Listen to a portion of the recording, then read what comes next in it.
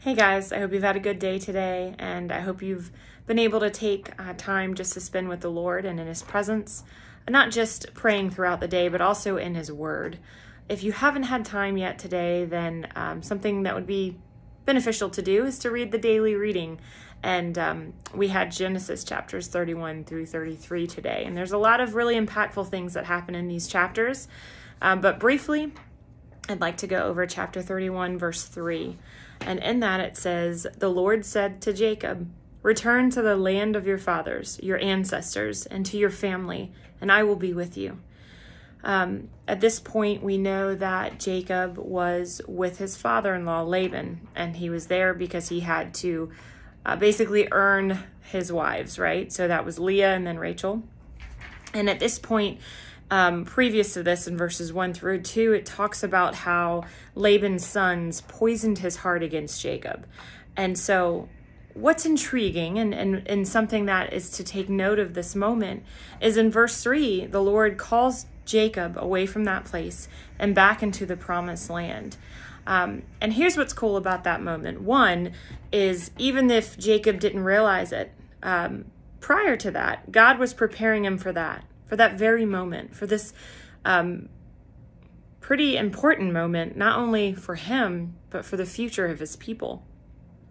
And first and foremost, God gave him the desire to go back home, which you see in Genesis chapter 30, verse 25.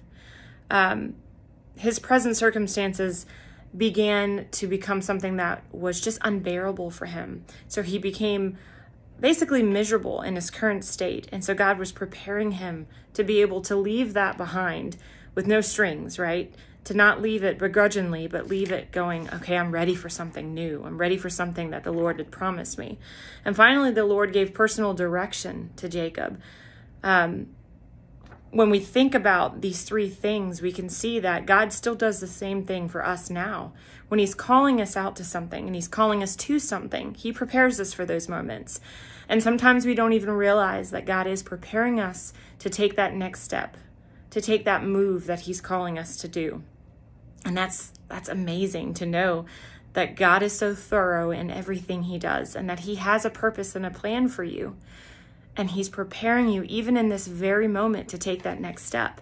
And when it's time, you will know it's the right time, and He will get you ready and excited even if you're scared and nervous and apprehensive. He will get you to a point where you're ready to take the next step, just like He did Jacob. And also, and the end of that verse, it says, "And I will be with you." That's the most important aspect of that verse, that God would be with Jacob, just like He is always with us. When God is calling us out to something and calling you to something, He will always be with you. He will never forsake you. He will never leave you.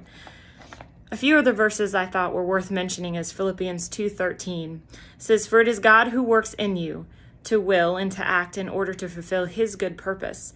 And that verse indicates that, God doesn't just prepare you, but He works within you to align you with His will. Also, in Matthew chapter 6, verse 10, it's a part of the prayer. And it says, "Your kingdom come, your will be done on earth as it is in heaven." And this verse is from the Lord's Prayer, and it emphasizes the importance of God's will being done on earth. There's nothing more than for me at least, personally desire, aside from fellowship with God, is to do His will, is that He would use me to do His will. What an honor and humbling experience it is to be called by the King of Kings and the Creator of all things to do His will. I hope that encourages you today and reminds you that there's a bigger picture at work here. And wherever God is bringing you, He's preparing you. He's already begun. It started before you even realized.